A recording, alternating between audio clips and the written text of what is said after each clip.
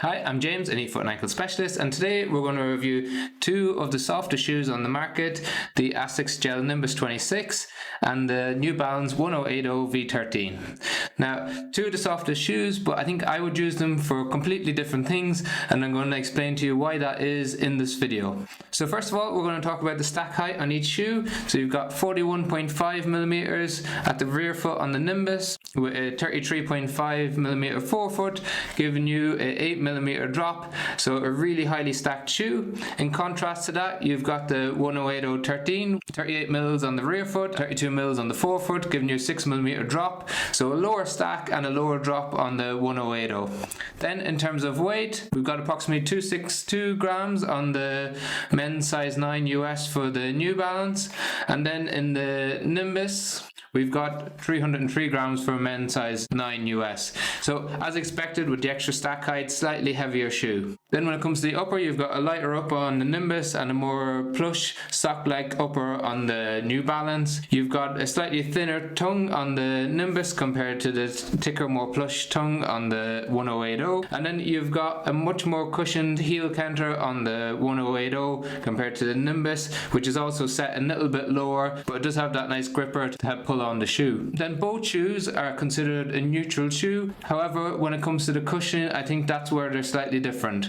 So I would say the Nimbus is a more stable shoe. The reason for that is that it's got built up sidewalls on either side like the New Balance does, but it has much more sole flare and a wider base under the shoe, so you can see that the sole comes out wider. It gives you a broader geometry to give a more stable platform underneath your foot, and the cushion is more resilient.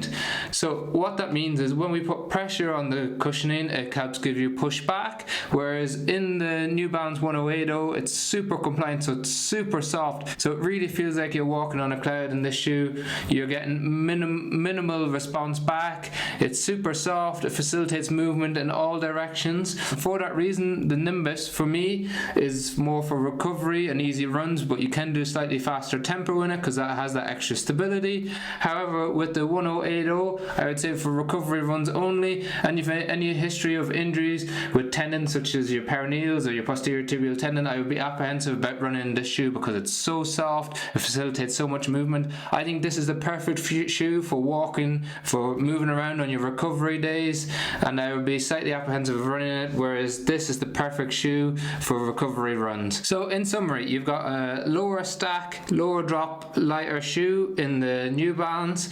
You've got a bit more stability and a bit more resilience in the cushioning in the Nimbus, and therefore I'd recommend it more for recovery and slightly faster runs, and this for me is more of a walking and a standing all day shoe.